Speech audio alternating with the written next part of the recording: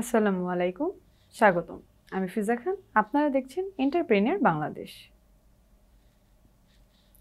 কুমিল্লা সীমান্তে ৮৬ লক্ষাধিক টাকার ভারতীয় মোবাইল ফোন জব্দ করেছে বিজিবি। কুমিল্লা জেলার সীমান্ত এলাকায় বিশেষ অভিযান পরিচালনা করে ৮৬ লক্ষাধিক টাকা মূল্যের অবৈধ ভারতীয় মোবাইল ফোন জব্দ করেছে কুমিল্লা ব্যাটালিয়ন ১০ বিজিবি। বিজিবি সূত্রে জানা যায়, ২ জুন ২০২৫ তারিখ রাত আনুমানিক ১২টা ৩০ মিনিটে ১৪গ্রাম উপজেলার শিবের বাজার পিওবির অধীনে একটি বিশেষ টহল দল সীমান্ত সংলগ্ন সোনাপুর এলাকায় মাদক ও চোরাচালান বিরোধী অভিযান চালায়। অভিযানে সীমান্ত শূন্য লাইন থেকে প্রায় ৫০০ গজ বাংলাদেশের অভ্যন্তরে অবস্থিত স্থানটি থেকে মালিকবিহীন অবস্থায় একটি ইজি বাইক সহ মোট ২৭৪টি মোবাইল ফোন উদ্ধার করা হয়।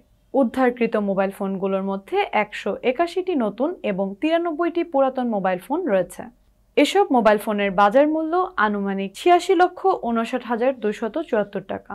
বিজিবি জানায়, জব্দকৃত মোবাইল ফোনসমূহ যথাযথ প্রক্রিয়ার মাধ্যমে কাস্টমস কর্তৃপক্ষের কাছে হস্তান্তর করা হবে। আপনারা ছিলেন এন্টারপ্রেনিয়র বাংলাদেশের সঙ্গে। আমি ফিজা খান, বিদায় নিচ্ছি। সুস্থ থাকুন, নিরাপদে থাকুন।